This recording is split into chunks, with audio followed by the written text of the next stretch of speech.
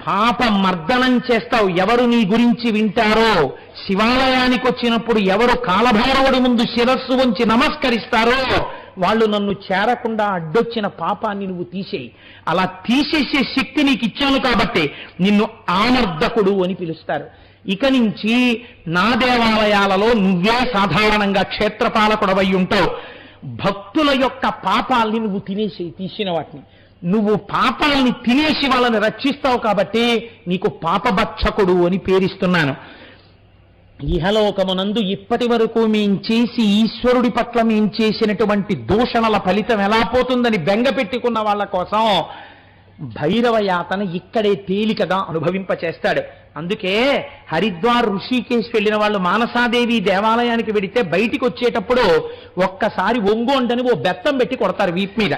భైరవ యాతన అని అది ఠాప్ అంటుంది ఆ కర్ర.